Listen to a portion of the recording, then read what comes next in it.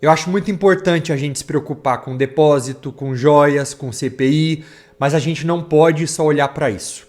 E na verdade é isso que grande parte da imprensa brasileira tem feito, olhado para isso e ignorado coisas importantíssimas que têm acontecido do outro lado do Atlântico e que têm um potencial enorme de impactar o futuro da política aqui no Brasil. Em Budapeste, na Hungria, à beira do rio Danúbio, o segundo mais longo da Europa, que atravessa 10 países, está o monumento Sapatos às Margens do Danúbio. Ele foi inaugurado em 2005 e é um memorial que consiste em dezenas de sapatos de diferentes tamanhos, feitos em ferro fundido, que simbolizam os judeus que entre 1944 e 1945 eram enfileirados às margens do rio e fuzilados a mando do Partido Cruz Flechada, de cunho nazista. A menos de 3 quilômetros de distância dali, também à beira do rio, fica a Bauna, que é um centro de eventos húngaro, onde no início de maio ocorreu a Conferência de Ação Política Conservadora, ou CPAC. E a CPAC nasceu nos Estados Unidos em 1974 e se autodefine como uma conferência de conservadores. Organizado para dar palco a pseudo-especialistas com discursos abertamente homofóbicos, ultranacionalistas, conspiracionistas e xenofóbicos, o evento passou a ser reproduzido em outros países, como Austrália, Japão, México e Brasil. Na edição de 2023 na Hungria, na entrada do evento havia uma placa que dizia Zona Livre da Cultura Woke, referindo-se ao disputado termo que em inglês é definido por progressistas como uma consciência social e por conservadores como a famosa lacração. A mais recente edição húngara do evento foi um prato cheio para adeptos da extrema-direita contemporânea, que contou com a participação da elite ultradireitista de mais de 20 países, entre eles o Brasil, na figura do Eduardo Bolsonaro, que segundo o site do evento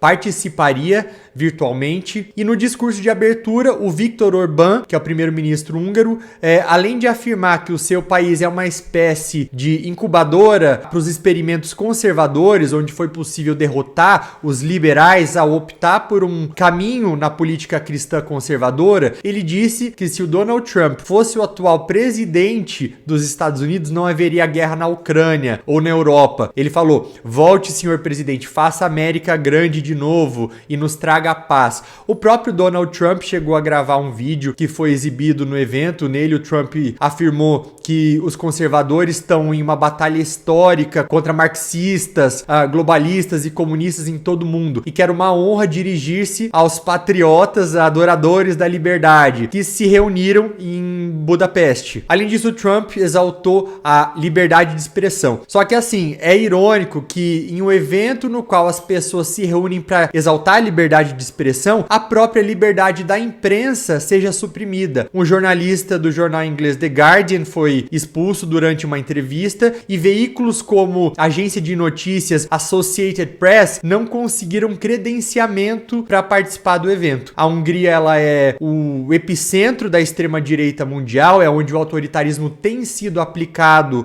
com sucesso e por meio das vias democráticas. O Orbán, ele foi eleito em 2010, já com maioria no parlamento. Em pouco tempo ele mudou a Constituição e aumentou o número de juízes da Suprema Corte de 11 para 15, ou seja, ele pôde indicar 4 novos ministros. No começo da pandemia de Covid-19, seu governo aprovou uma lei que prevê pena de até 5 anos de prisão para quem espalhar aquilo que for considerado pelo governo como desinformação. E com enorme controle do legislativo e do judiciário, o primeiro-ministro passou a censurar a oposição e a imprensa e a perseguir minorias. Na visão do Orbán, o movimento woke e a ideologia de gênero são exatamente como o comunismo e o marxismo, que dividem artificialmente a nação em minorias para provocar conflitos entre esses grupos. São irrefutáveis as semelhanças entre os discursos ultradireitistas na Europa, nos Estados Unidos e no Brasil. A extrema-direita, por repudiar o intelectualismo, apela para atalhos no momento de desenvolver suas próprias visões de mundo. É por isso que essas ideologias são compartilhadas internacionalmente por uma rede de extremistas que, por mais que ocasionalmente sejam derrotados nas urnas, acabam por usar esses reveses para se organizarem de maneira mais eficiente. Eventos como a CPAC têm facilitado esse compartilhamento de táticas nefastas e antidemocráticas. Se aqueles que se dispõem a defender a democracia dia quiserem estar um passo à frente dos que atacam, é preciso que essas táticas sejam imediatamente expostas pelo que realmente são: discursos de fachada que buscam erodir a democracia de dentro para fora. As retóricas antiglobalista ou anticultural woke, elas precisam ser desmascaradas antes que sejam contempladas como os resultados de observações brilhantes dos gênios da extrema-direita. Pouco foi falado no Brasil sobre a Conferência de Ação Política Conservadora, à beira do Rio Danúbio. Contudo, o que foi conversado lá dificilmente não vai ser pauta nas eleições brasileiras de 2024 e 2026. É de se compreender que a imprensa possa não querer dar espaço para os absurdos que são ditos nesses eventos. No entanto, o eleitor que compra esse tipo de discurso sente que algumas das suas preocupações não estão sendo levadas em conta pelos políticos tradicionais. E esses anseios, sim, devem ser ouvidos, desde que as soluções adotadas não sejam aquelas propostas pelos políticos autoritários. O autoritarismo é devastador e há inúmeros exemplos na história do seu potencial de danos. Monumentos como os sapatos à beira do Rio Danúbio servem para nos lembrar de um dos momentos mais sombrios